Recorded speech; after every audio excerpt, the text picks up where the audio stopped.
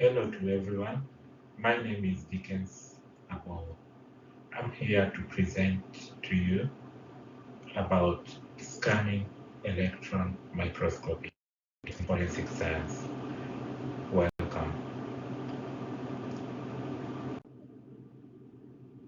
Scanning electron microscopy ADX in forensic science will be presented to you here to evaluate a validation study on gunshot residue contamination risks for a case by Rosengate et al. In 2021. And this specific case is a validation study on gunshot residue. The EDX detects X-ray emitted from atoms, allowing identification of elemental composition critical in forensic evidence. And this diagram shows how the EDX works, where there is an X-ray emission from an atom. Then there is some characteristic energy peaks within the chamber.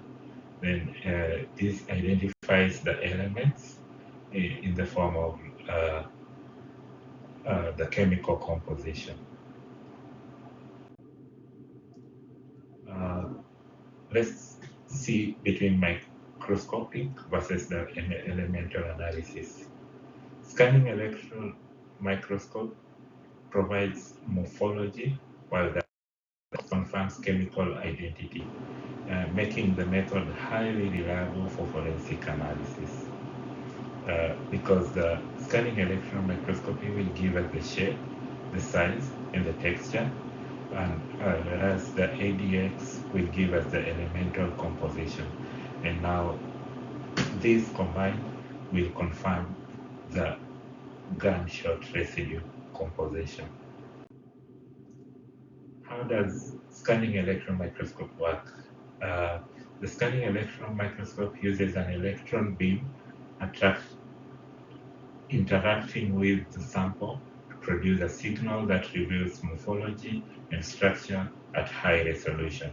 And this is demonstrated in this diagrammatic representation, where there's an electron beam which scans the surface. Then there's a second electrons, and then morphology is produced, and a backscattered electron, which brings in the contrast, then a manometer scale resolution, which now give us the identification. What kind of sample types we need? So scanning electron microscopy ADX is used on a wide range of forensic samples, especially trace evidence like gunshot residue, glass, paint, fiber, metal, soil, and even explosive residues. What are the sampling methods? Adhesive stamps are the most common method for collecting gunshot residue, though contamination risk exists with that. Otherwise, other method that could as well be used would be tape lifting as well as swabbing. The study evaluated contamination by analyzing multiple samples under controlled conditions. So therefore, there are controlled scanning electron microscope analysis, and multiple stabs were tested, and there was a trial. And from this study, it showed contamination between stabs can lead to incorrect forensic conclusions. So the results showed that cross contamination was observed. There were some false positive possible, and there were handling effects on the results. So as a conclusion to this study, proper laboratory protocols are essential to maintain accuracy and reliability in forensic scanning electron microscopy analysis. So one needs to strict cleaning requirements, separate sample handling, and observe quality assurance and quality control critically. The strengths on this study is that the study is valuable because it highlights real risks that affect forensic casework.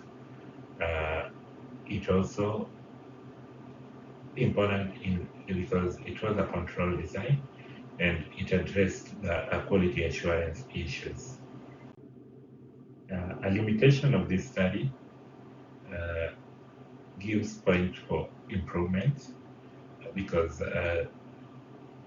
we realized the study had a small sample size, it had just a single lab, and it did not meet the statistical threshold.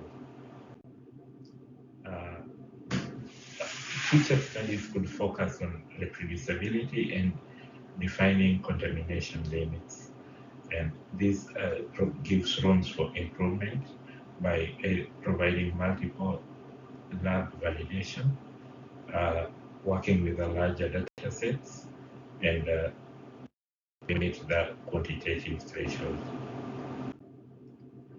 So in conclusion, scanning electron microscopy is critical in forensic science, but proper validation ensures courtroom reliability.